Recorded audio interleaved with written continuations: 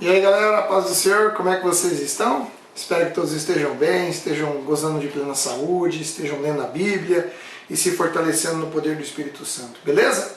Bora para o nosso devocional então. Hoje nós estamos no livro de Ezequiel, vamos comentar a respeito a partir do capítulo 7, né? Onde o fim se aproxima. Lembrando que isso aqui é somente uma devocional e nós vamos compartilhar algumas impressões, algumas coisas, objeto de pesquisa aqui do livro de Ezequiel, para que a nossa devocional ela se torne bem atrativa, se torne bem legal, bem dinâmica, tá bom? Bom, vamos lá. Do capítulo 7, aliás, do verso 1 até o verso 27, apresenta-se 3 mensagens de condenação, tá bom? Então, nós vamos perceber que logo no verso 1 e no verso 2 é anunciado um juízo não somente a Israel, porque ele fala aqui, ó, do norte, sul, leste, oeste, sua terra está sendo atacada. Ou seja, esse julgamento é um julgamento praticamente global, onde Deus ele faz um julgamento equivalente a quase o fim do mundo aqui, né? É um julgamento não mais iminente, como a das profecias anteriores, mas era um julgamento que já havia chegado, tá bom? Para todas as regiões ali. Então Deus já havia julgado aquela região norte, sul, leste, oeste, já tinha julgado praticamente todas aquelas nações que estavam ali. E é uma realidade, porque quando a gente lê Jeremias, a gente vê que Deus profetizou sobre várias nações. O 3 e o 4 aqui traz a ideia de que não havia mais esperança de que Deus mudasse de ideia, e realmente Deus não mudou de ideia, Deus estava convicto, Deus estava firme. Nós vimos na devocional passada que Deus se apresenta como um guerreiro valente, pronto a executar o juízo vindo do norte, como uma tempestade, né? Então quando quando Ezequiel profetizou dizendo o seguinte, ó, vocês vão receber exatamente aquilo que vocês merecem pelos pecados que vocês cometeram, porque vocês não reconheceram nem o poder e nem a santidade do Senhor. Então vocês vão receber exatamente o que vocês merecem. É isso que o versículo 3 e 4 está dizendo aqui. No versículo do 5 ao 9, o Senhor ele havia se revelado ao povo como o Senhor que cura, lá em Êxodo, capítulo 15, verso 26. Né?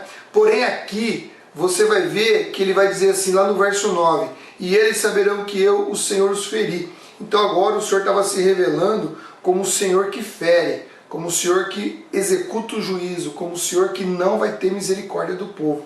Isso é muito chato, né, cara? Porque realmente é uma coisa complicadíssima essa situação que os israelitas lá de Judá estavam vivendo por causa da teimosia do coração. E lá no 7:11 ele fala assim que a sua violência se transformará numa vara que os castigará, ou seja, Deus usaria da mesma violência que eles usaram para praticar a maldade, Deus usaria de um outro povo contra eles, no caso os babilônicos, sabe? E os babilônicos eram particularmente maus mesmo. Então ia usar da mesma violência, da mesma maldade que eles usaram contra o povo, e ia usar contra os habitantes os israelitas de Judá. Né? E outra, haveria também muitos conflitos internos. E esses conflitos internos, nem a riqueza e nem o prestígio ia poder salvar eles da destruição que já era iminente. Então ia ser... Bom, a gente viu o final do reinado do rei Zedequias, né? Como que o rei Zedequias temia os seus assessores ali, porque os caras já estavam querendo matar Jeremias, e devia ter um brigueiro lascado entre eles ali, uma loucura. Então é isso que Deus está dizendo aqui nesse verso 11. E no verso 23 e 24... é bem legal, porque é legal assim, né, no sentido deplorável, óbvio, no sentido de curiosidade do texto.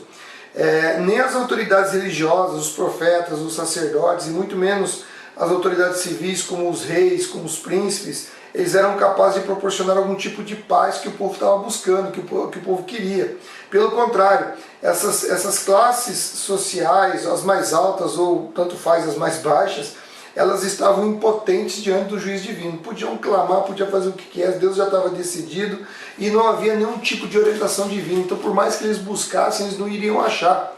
Porque Deus já tinha até proibido Jeremias de orar por aquele povo, de chorar por aquele povo, e Deus já tinha falado, ó, ninguém vai mudar minha cabeça aqui, o juízo está pronto, está acabado, e eu vou destruir esse povo, e acabou, ponto final. Lá no capítulo 8, 1 até o 11, 25, essa sessão ela vai retratar a profanação lá do templo de Jerusalém, né? A idolatria do templo, e traz, por exemplo, no capítulo 8, 4 abominações que levou o templo a ser abandonado pelo Senhor e posteriormente a ser destruído. Então o fato de Deus deixar o templo era uma boa notícia para os exilados que estavam lá na Babilônia, porque aí Deus deixou o templo e iria habitar com eles lá onde eles estivessem. E aqui quando fala 17 de setembro, do 6º ano de exílio do rei Joaquim, está se referindo ao ano de 562. Né? Então já haviam passado 14 meses da primeira visão que o Ezequiel teve. A primeira. Então durante esse tempo, esses 14 meses, ele estava realizando o ato profético simbólico do lado do capítulo 4, conforme nós já havíamos dito no devocional de ontem. Né? No verso 2 e no verso 3, a descrição que nós temos aqui, né, a figura semelhante a de um homem e tal, da cintura para baixo, da cintura para cima, é parecida com aquela lá de 1, 26 e 27 que nós já explicamos. Né? Aqui, porém, o Ezequiel, você percebe que ele foi levado para o céu, conforme diz o texto, e depois foi levado para Jerusalém. Né? E você vê que do mesmo jeito não era possível descrever com vocabulário humano aquilo que Ezequiel estava vendo. Por isso que ele diz, semelhante, aparente, tinha aparência, porque ele não conseguia descrever o que ele estava vendo de tão glorioso que deveria ser. E do verso 3 ao verso 16 aqui, você percebe, do 3 até o 16, a abrangência da profanação lá do templo. Né? Você pode observar pelos locais que foram profanados, onde Deus cita nessa passagem, pelo que o povo estava realizando, os atos de idolatria que cada conjunto de pessoas estava realizando em cada local que Ezequiel foi levado, também pelas divindades que estavam sendo adoradas, que eram de diversas culturas, importadas de diversos locais. Né? Então isso mostra que esse momento aqui que Ezequiel estava vendo aqui era o ápice da profanação do templo, era o ápice da abominação, era o ápice da mistura de todas as religiões que os israelitas de Judá estavam praticando. Né? E eu vou chamar a atenção de duas só. A primeira aqui provavelmente devia ser a deusa Será. E por que fala ciúme aqui? Porque ela foi colocada na porta do norte, e do norte era de onde vinham os inimigos de Israel, por causa da questão geográfica de Israel, das suas muralhas, do terreno que era muito difícil de acesso, então vinha do norte. E quem era o protetor de Israel, e sempre foi o protetor e guardava o norte, era o Senhor. E aí de repente eles estavam ali adorando uma imagem, achando que essa imagem era capaz de oferecer algum tipo de segurança para eles. Né? Então o Senhor ele acabou se ofendendo com essa imagem e com essa atitude, porque ele era o verdadeiro guardião de Israel, conforme o Salmo 121, do 1 ao 4, vai falar. Então, olha, é terrível, né? Você vê que a pessoa coloca uma imagem no lugar de Deus, e há várias pessoas que colocam várias coisas na frente de Deus, e é um erro, é um equívoco, porque a palavra de Deus mesmo diz que em vão vigiam os sentinelas se não for o Senhor que guardar a cidade.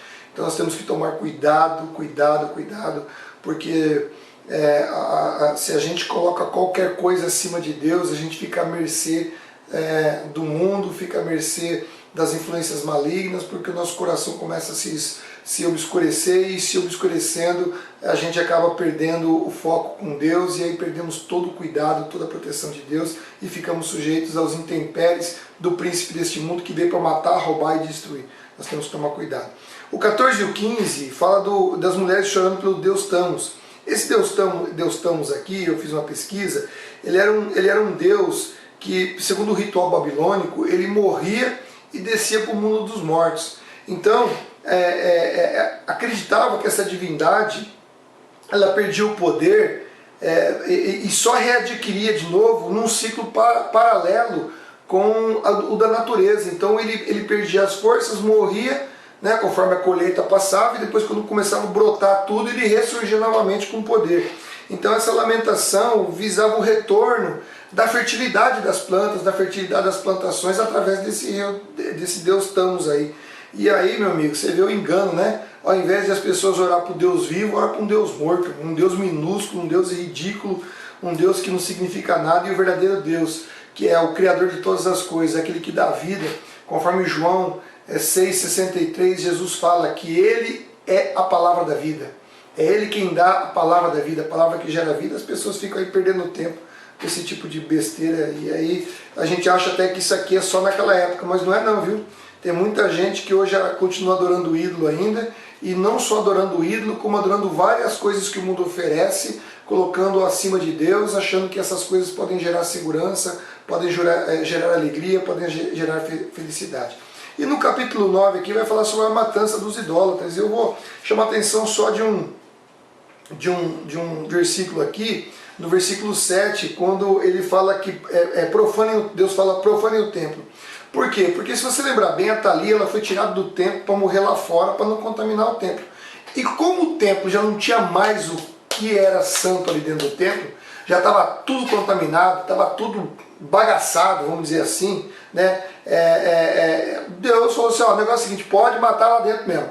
Pode matar esses caras aí, pode matar tudo aqui dentro do templo, porque não tem mais nada santo mesmo, então pode matar. Então sem a santa presença de Deus no templo, meu querido, não faz sentido você se preocupar com a santidade do prédio, entendeu? Então, é a mesma coisa, se eu não tenho Deus no meu coração, meu filho, por que eu vou me preocupar com a minha santidade? Por isso que as pessoas não vivem de maneira santa, porque o que gera santidade é a presença de Deus, tá bom? Então se nós temos Deus no nosso coração e na nossa vida, certamente nós teremos a presença de Deus, e isso vai gerar santidade em nossos corações e o desejo de buscar cada vez mais a santidade. E aqui no verso 8, né, ele fala, soberano, ele fala, ó Senhor soberano, acaso tua fúria contra Jerusalém exterminará todos os que restam em Israel? Então ele me disse, o pecado do povo de Israel e de Judá são muito grandes, toda a terra se encheu de homicídio, a cidade está repleta de injustiça, e eles dizem, o Senhor não nos vê. Isso é um engano. Por isso que a cidade foi destruída, por isso que o templo foi destruído, por isso que os palácios foram destruídos, por isso que as muralhas foram destruídas, por isso que a cidade ficou no fogo e ficou desolada, por conta desse pensamento ridículo das pessoas acharem que Deus não vai ver o que você está fazendo. Então tomara a Deus, né, que cada um de nós, fortalecidos no poder do Espírito Santo, como templos de habitação do Espírito Santo de Deus, possamos guardar o nosso corpo em sacrifício vivo, guardar o nosso corpo para oferecê-lo em sacrifício vivo, santo e agradável, guardá-lo em santidade, guardá-lo através dos princípios, dos valores morais, éticos da palavra de Deus, para que nós possamos oferecer sacrifícios agradáveis a Deus, sacrifícios de louvor a Deus, sacrifícios de adoração, que é uma vida de obediência, uma vida com o coração contrito e o espírito quebrantado. Amém? Que Deus abençoe sua vida, que você tire bastante proveito dessas devocionais, dessas visões. Não falei para você quanta visão, né, rapaz? É uma visão atrás da outra aqui, rapaz.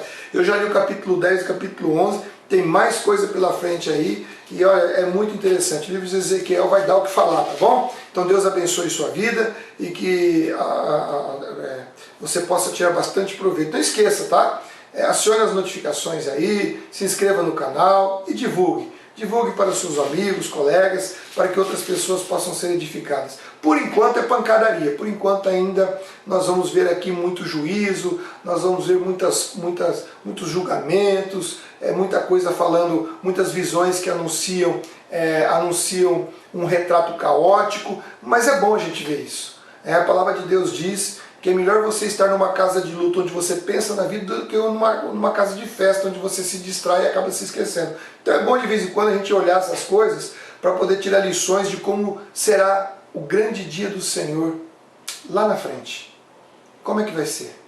Entendeu? Então nós vamos plantar agora, porque o que você plantar é aquilo que você vai colher. Amém? Então Deus abençoe sua vida. Até a próxima. Valeu. Tchau.